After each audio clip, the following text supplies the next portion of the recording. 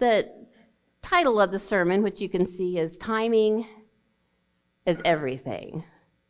And one of the things that is hard for us is the word wait. It's hard to wait for things to come together. We get very, very impatient. We hear things like, wait here, we'll be with you in just a moment. And if you're in a dentist office or a doctor's office, you know that's really not a moment. You know you're in for a wait. So often our parents will tell us, yeah, we can do something in a little bit, but you need to wait. And then you've heard things of people have said, man, that was worth waiting for. That took a long time, but that was worth waiting for. Even when you go to a restaurant and you place your order, it's not just instant. I wish it would be, but every once in a while you have to wait longer than what would be expected. But if you're lucky and you take that first bite, you can't speak for just a minute because you're like, I just need to savor this moment. You're like, man, that was worth waiting for.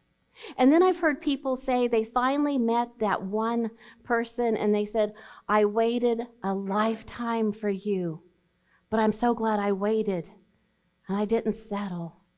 And then wait can also have some sadness when somebody is getting ready to leave and you're like, wait, can you stay just a little bit longer?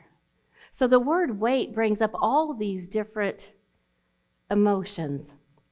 And if you're impatient, being with a patient person is very difficult at certain times. It says that God is patient. When we're impatient, we make sometimes harsh and wrong decisions because we get caught up in the moment. In Ecclesiastes, it says that there's a time for everything under heaven. In other words, there is the perfect time for that answer to your prayer. There's a perfect time for that promotion on your job. There's that perfect time for that relationship. And if we learn to wait, we'll find blessings not only at the end of the waiting, but if we're smart, we'll find blessings along the journey. See, timing matters. Timing is everything. Timing matters because it can sometimes be the cost of living or dying. If you cross too soon, especially if you're on the police force, they may tell you, I don't care if you've got a good shot, wait, because they have a plan. And we just live in, we just live in the moment. We see the opportunity. And we're like, let's seize that moment. But we don't see the big plan. Sometimes a door opens up and we're like, God, we should just really step through this. But then you get that knot in the pit of your stomach. You're like, but it looks perfect. It sounds perfect. It's exactly what I prayed for. Everything says go, jump. But something inside says, wait. And if something looks good and God says wait, it's because he has something better. He has something much better in store, and he doesn't want us to settle. See, as Christians, for our life to be all that it was designed to be, it's vital that we learn when to move and when to wait. To wait on God's direction and his time. It's so true, that song that we used to sing here, he may not come when you want him, but he's always right on time. But see, that requires faith to be able to wait on him. And faith is found not just in believing, but in your patience to believe that God's working on your situation. The moment that you pray, you set things in order. You set things going in the direction that God wants to answer that prayer. But because we don't have that instant reaction, we think, well, he hasn't heard us. And it's hard for us because we live in the microwave generation. Let's drive through, let's speed it up. Everything is new, better, improved, and the faster, the better. And so we become impatient, and that transfers over to our spiritual walk. We become impatient when God doesn't just work it out the way that we want, in the timing that we want. So to say that you trust in God's timing is actually an act of surrendering your own will, your own plan, your own dreams and desires. See, our perspective or our viewpoint of the situation is just a speck on this canvas of eternity. In fact, the Bible says that our life is like a vapor in the wind. You ever sprayed some hairspray and saw how fast it disappeared, or some perfume or an air freshener? You see it for just a split second, and then it's gone. That's what our time compared to eternity is. But how wonderful that God cares about that speck. He's all involved in that speck in time, because that speck on that canvas is part of the big picture. We're all connected. And he all needs us to do what we were called here to do. But if we don't learn how to wait, then we miss the whole essence of being here. If we don't learn to wait for our directions, for our order, for his command. Trusting in God's timing, like I said, is an act of surrendering your plans and your will. When we align ourselves with his design and we learn to trust with patience, then there's blessings that come with that. The Bible speaks often of waiting upon the Lord. But see, if we're impatient, what we do is we grasp at the shadow while missing the substance of the thing. The shadow is fleeting, it disappears. But if we wait, we can wrap our arms around the substance that he wants to give us in life. Impatience comes as a result, though, of our own insecurities. How many of us know that when your life, especially growing up, has been chaotic and filled with confusion, you really long for that order? You want that order, you want that control. Or maybe somebody has been in control of you all of your life and you now want control for yourself. But it gets out of balance because then you start to control everything and everybody. Why? Because in that there's safety. You know what to expect. But there's not peace. Because you're impatient, and then you have expectations for people, and then if they don't do the things that you want in the time frame that you want, then your whole world falls apart. And it's an emotional roller coaster, up and down, up and down. Why? It's because you're trying to do it all on your own. And I don't mean that to belittle you, because some of you have had to have been responsible for your life since childhood. That's too big of a burden for a child to carry, all this responsibility. And if you dropped the ball, you were afraid the whole world would just crumble and fall apart because it was all on your shoulders. God never intended it to be that way. But if he's going to fix something in your life, you have to let go. When you're little and you break a toy and you take it to your parent or someone to fix it, and they say, okay, give it to me, but you won't let go, then all you just still have is brokenness because you're afraid to surrender it. So it's the same way with God. To surrender your time frame, your plans, means you have to trust him enough to let go. And that's so hard because we take our life experiences into the spiritual realm. What I mean by that is if everybody in your life that was supposed to protect you ended up hurting you, how are you going to let go to this invisible God? This invisible God that's been called Father. And when you hear the word Father, oh, maybe you're lucky. And you're like, yeah, I want to be protected by my father. Yeah, my father was good. I trusted him. But so many are not that lucky. And when they hear the word father, it's more like a betrayal or a taskmaster, somebody that maybe looked out for themselves rather than the good of the household. So it's hard to let go. But I want you to know that God is what a father should be. God He's love. And He's protection. He's deliverance. He's peace. He's joy. God will never leave you. Oh, you may leave Him. You may not even think He exists. But He's never left your side. Why? Because He can't. You are part of Him. You have part of His spiritual DNA inside of you. And He says, I want you to trust me because I have a plan for you. But see, I'm not going to put you in the middle of this blessing until I know that you can handle it. Because then that blessing becomes a curse. That blessing, rather than brings peace, brings destruction and separation. So He's got to get you ready. We may think we're ready because we see somebody else in a certain position or have a certain thing, but you don't know the behind the scenes.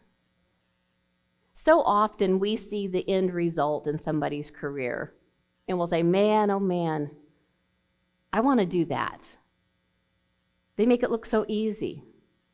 They just flourish with it. Well, you didn't see all the years leading up to. And if they became impatient with that journey, they never would have received that end result that we so much admire. So today is learning to wait. It's just like when your mom's fixing that great meal and you can smell it before you even walk in the door. And you want it so bad. And they're like, wait, it's not ready. It may look good. It may even smell good. But she knows if you put that knife in that piece of meat, when you see what's on the inside at that stage, it ruins the whole thing. It's not ready. It's the same way with our blessings and our journey in life. God waits for us to be ready. And He knows when the perfect time is.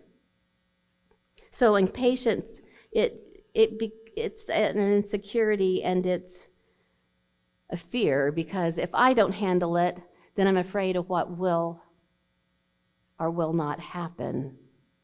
And the thing is, if it's in your control to handle it and handle it in a good, prosperous way, then that means that God's opened the door. But if that situation is so big and you don't even know what to do, that's when you give it to God. Because God sees not only the beginning, He sees the end and everything in between in your life. So being impatient is actually a reluctance to surrender control. But aren't you tired of trying to control everything and everybody and every situation? It's because we weren't meant to do that. No one likes to wait, but in the waiting, it brings blessings, it brings strength, and it brings wisdom.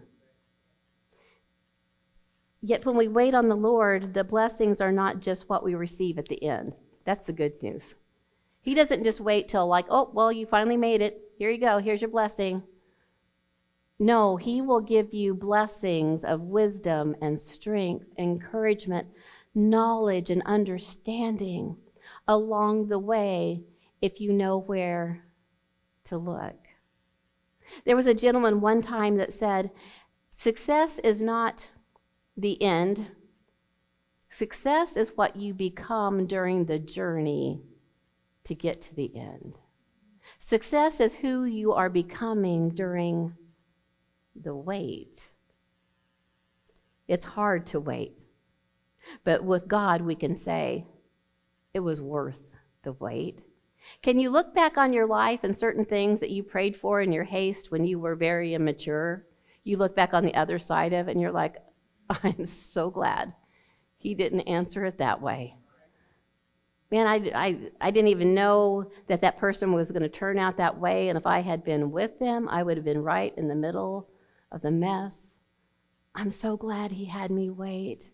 Or you're upset because that job is the perfect job, but had you taken that job, you wouldn't have received the job that you have now. And you're like, I'm so glad I waited. See, there's blessings along the journey. Every delay, every pause actually becomes an opportunity to draw closer to God. Why do I say that? I'm not saying that in grumbling and complaining. I'm saying that in the fact that he's allowing this space between point A and point B. And between that time frame there, you can learn who you're supposed to be in him, what you're supposed to do. You can even ask why God hasn't happened yet. And if you'll listen, if you'll watch, he'll let you know why it hasn't happened yet. The great thing is if you listen to what he's telling you that you need to do, you can speed up and shorten the distance between A and B. That part's great. Or you can be like the children of Israel that know there's a promised land. Why haven't you given us a promised land? But they end up wandering in the journey in the wilderness. Most of them never got to the promised land because they didn't change. We know that from reading the story. Oh, maybe a minute they stepped into the right side, but their core personality never changed. I've said before, and it's so true, they took them out of Egypt, where they were no longer slaves, but they could never get Egypt out of them. Same mentality, same complaining, grumbling spirit. And God had a promised land. And if you had a bird's eye view, or if you could see that on a map, wouldn't you be a little ticked off if you'd go, hey, if you would have just went and changed your attitude in 11 days, you would have all the blessings now. But instead, bird's eye view, you look down, time keeps passing by, and you see nothing but buried bodies. So close, yet so far. It's what you do in the in-between times that decides how long your journey is. I don't like to wait. Therefore, in my waiting, I'm going to learn as quickly as I possibly can so that I can get to where I'm supposed to be. See, every time that you wait, it gives you another opportunity to trust his plan and his love. The blessings of waiting on God's timing is both immediate and eternal. In other words, when you trust him, you're going to get peace. Because you're like, too big for me, God. This one's on you. But then you'll also reap eternal rewards because it's refining your character. It's helping you become the person that God has called you to be, to reach the people that you're supposed to reach, to help save the lost souls, which is the whole reason that we're still here on earth. If we didn't have a lot to do, then he would have taken us the moment that we were saved. Saved, heaven. Saved, heaven. My life has been more like saved, hell, saved, little bit of heaven, saved, purgatory, saved, backstep, save, go forward.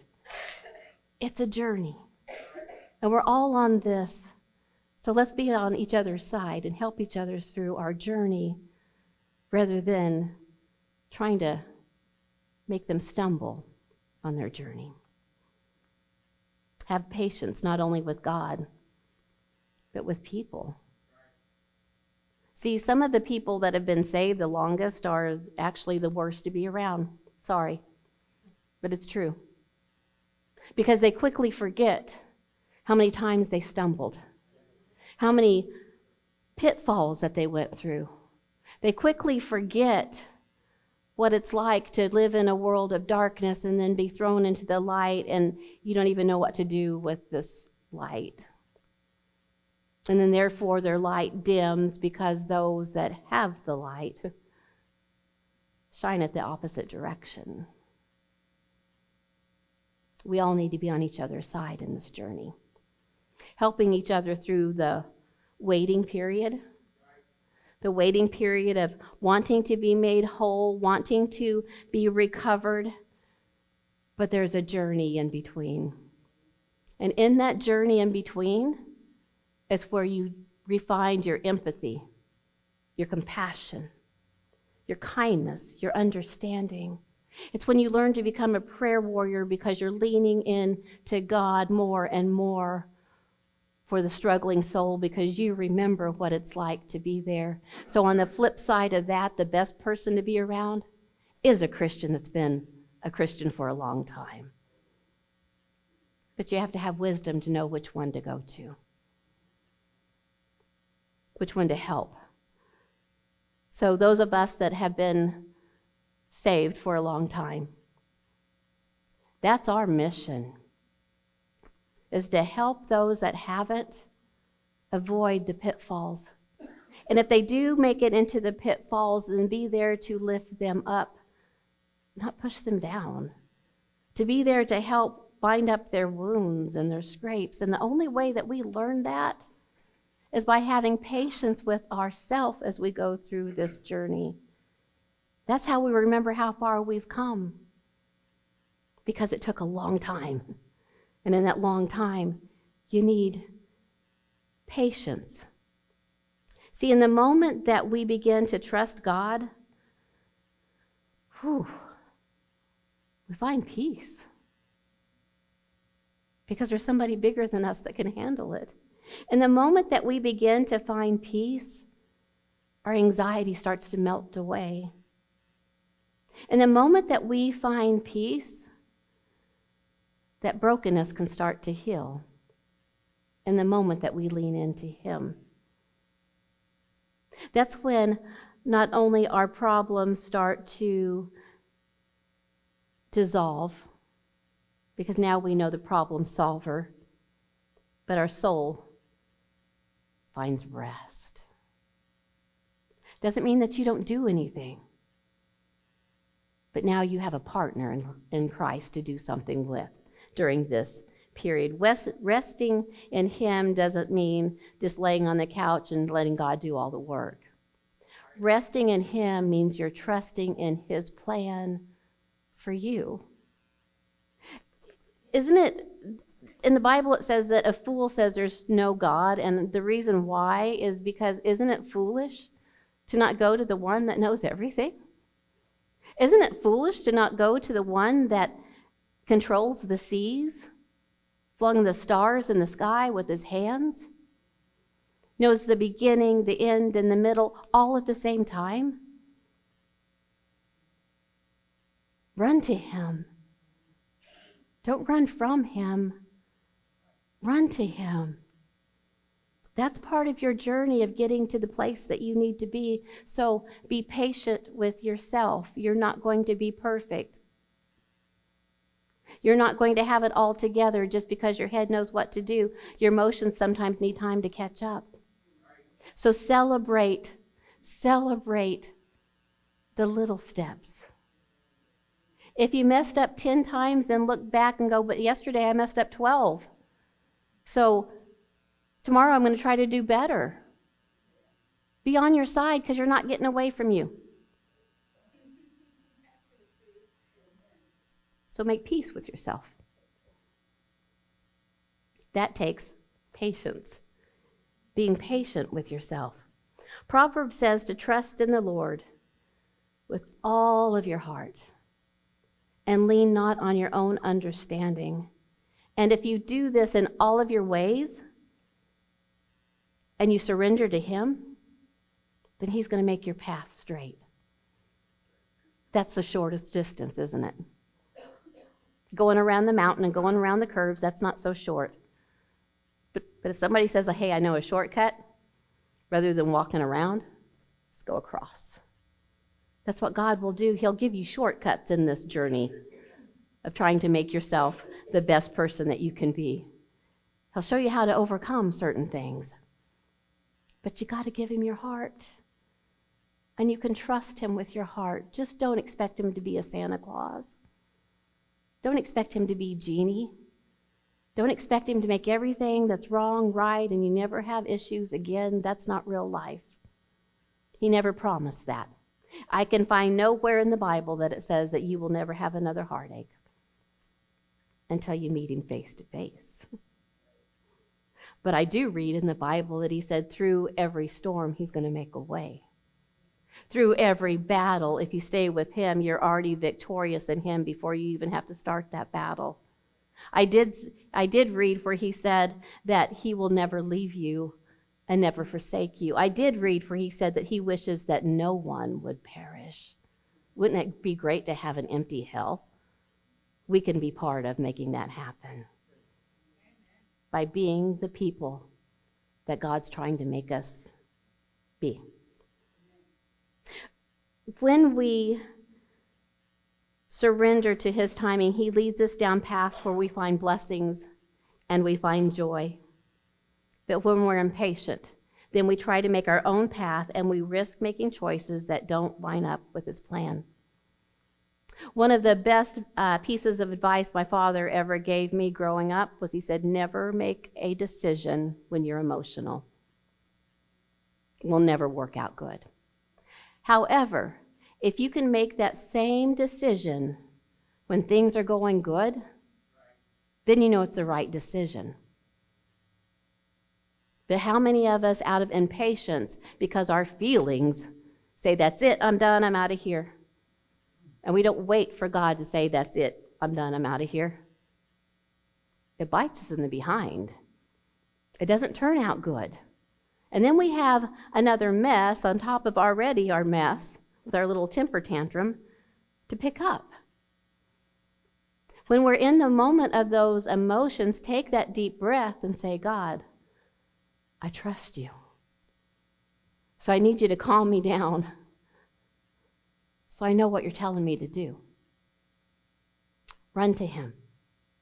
Don't run to somebody else unless you've run to him first.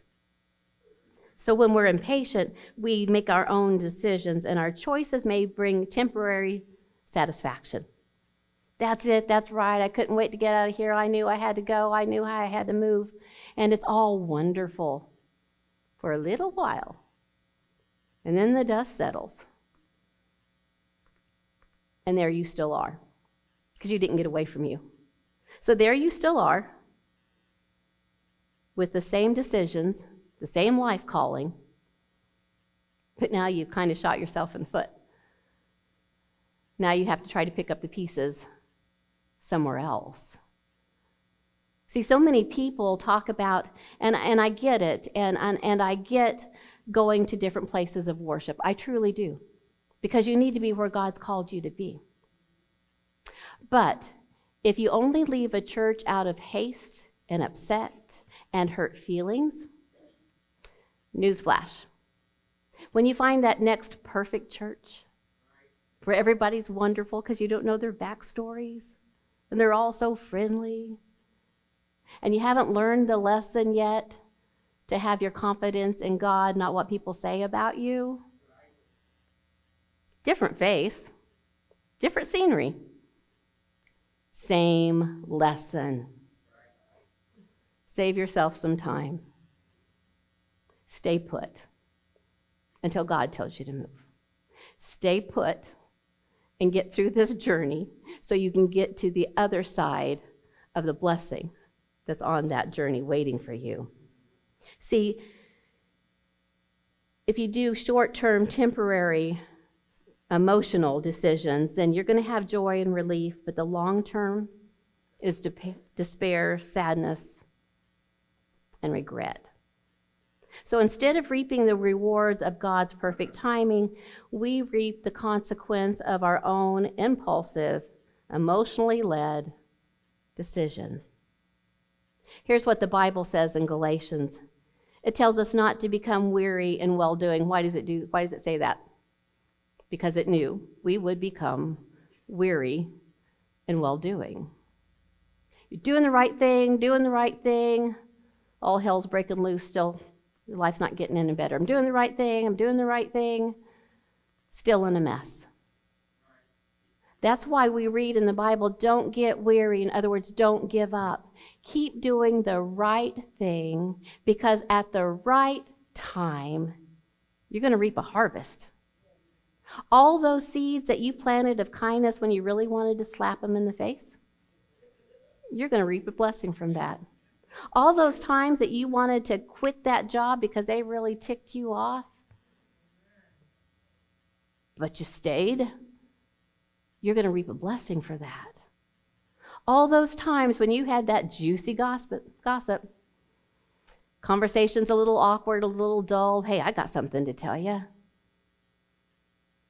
and you chose to keep your mouth shut, you're going to reap a blessing from that, because that's refining your character. Isn't it so incredibly hard when somebody says something and you have the perfect comeback? And man, if you had a drummer following you, they would do the rim shot, and it would just, and you'd hear the little applause in the background, because man, it just came right back at them just perfect. And you about choked, but you swallowed it down. God's going to bless you for that. Because see, you could have had the perfect comeback. That would have felt really good for a little while. Like, did you hear what I told them? That was really good. That put them in their place. And that's all the blessing you're going to get from it. However, if you keep your mouth shut, and even if you have to walk away, God remembers that. And he's going to bless you with that. Now, there are times that you have to stand up, and I get that. Don't be a doormat. But you ask God first. And when you stand up for yourself, if we're going to be real Christians, it's not going to cut somebody to their soul. It's not going to break their heart. It's not going to cause them to walk away. If you wait on God's timing and you say it right, you're going to start a healing process within their soul. But stand up for what is right. Because not saying anything is just like agreeing with them. Don't let them talk about your God. But you don't have to be ugly about it. You don't have to take them to the curb. You can just say, we have a difference of opinion here. And if we're going to be in a conversation, I can't listen to that. So you're going to have to wait till I leave. And if that's how you feel, that's how you feel. I'm going to respect that, but I don't have to listen to it. There's so many different ways that you can get to those blessings without regret if we are patient, if we wait. So God says, I see the good that you're doing. I see how you're trying to control your temper. Don't get tired of doing that, because I'm working things out for your good. See, trusting in God's timing is trusting that he loves us and that he has plans to prosper us, not to harm us. And he wants to give us hope and a future. See, when you trust in God, then you're going to find peace and you're going to have purpose in life, and you'll have the promise of an everlasting, never failing love.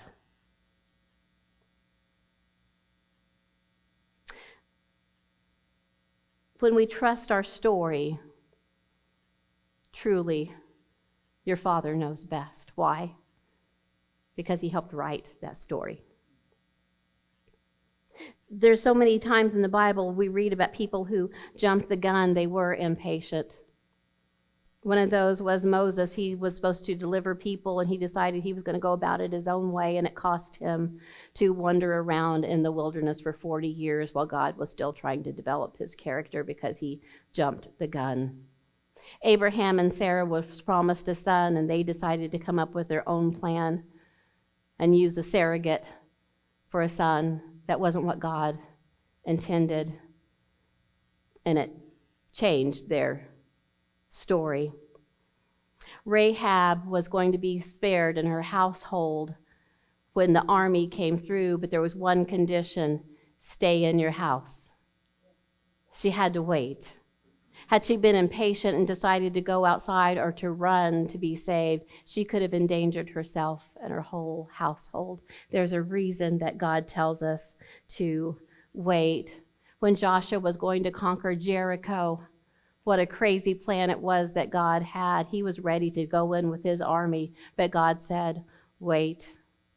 And then they walked around it once, and he's like, okay, now we're fired up. Our muscles are warmed up. We can go. And God said, wait. Even though everything looks in place, God might tell you, wait. Why? Because he's wanting the Jericho walls to finally fall once and for all in your life. If God tells you to wait, it's because he has the promise that he's wanting to fulfill in your life. When we surrender our timetable to God, we open ourselves up to blessings untold. Let God call the shots, because his plan is always better than us. In the Bible, it says that those who wait upon the Lord will renew their strength. And it says they will soar on wings like eagles. Eagles use storms not to hinder them, but to rise them to a higher level. When you wait upon God, he will bring you up over those storms, not around them, but he'll bring you up over them so that you can use those storms for your benefit. And then he says, and you're going to run, but you're not going to grow weary, and you're going to walk, but you won't faint. See, it's one thing to say that I trust and believe that God's plans are good, but you got to walk them out. That's how you show that his plans are good.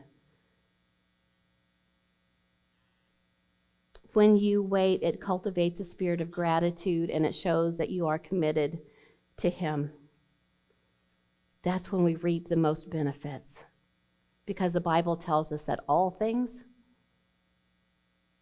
work together for good if you love God, because he's got a purpose. I want my life to be a living testimony of his faithfulness, his love, and his timing. See, when we wait on him, then our life is like a masterpiece when it's finished. It's like a puzzle that all the pieces fit together, but they didn't make sense when they were all just spread. God can bring those together. He will look at every obstacle and delay, an open door and closed door in our life as a gift to be opened at just the right time. A gift from the one who's beyond time, yet operates within our time for our good and our glory.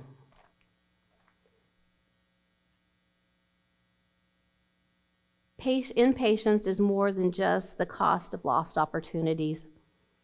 It's an erosion of our faith, and it weakens our connection with our Heavenly Father, and it stunts our spiritual growth. But in patience, we can draw close to God. We can be all that we've needed to be, and when we wait and we lean on his direction. In closing, here's what we find: peace, clarity, direction, and purpose. The Bible says there's a time to act, there's a time to wait. Ask God for the wisdom to know the difference. The closing song is At the Feet of Jesus. And you know, there's a story in the Bible about Mary and Martha. They were two sisters. The older sister, Martha, was the type A control kind of person. She had it all together and had a list of things to do. Mary was more of your laid back. And at that time, Jesus came to visit with a whole bunch of people, and Martha was busy doing what she does, being the great hostess. And Mary sat at the feet of Jesus. Martha was upset because she was having to do all the work, and she even kind of rebuked Jesus, like, do you not see? I'm the one doing all the work. And he said, Martha, you're so worried with so many things to do. You should sit at my feet like Mary. What that meant, that didn't mean shirk your responsibilities, because he wasn't belittling her for rounding up that good food. I'm sure he was hungry. He was looking forward to it. It was a way that she approached life. Everything was a to-do list. And she was always anxious. That's why he says, Martha, you're encumbered by so many things to do. Sit at my feet. What does that mean, to sit at his feet? That meant to learn and listen, to rest. So the song this morning is At the Feet of Jesus. I'm going to lay my burdens down.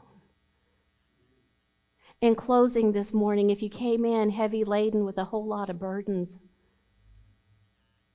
give them to him. I'm not saying that your burdens are going to go away, but I'm going to say that you have another helping hand to carry those. A strong arm that you can lean on. And another line that I love in this song is, I'm going to build up your kingdom as I let my kingdom fall. Because when you build up his kingdom, your kingdom's going to be much better than the plans that you drew up. Because he's got the master plan. God bless you, my friends.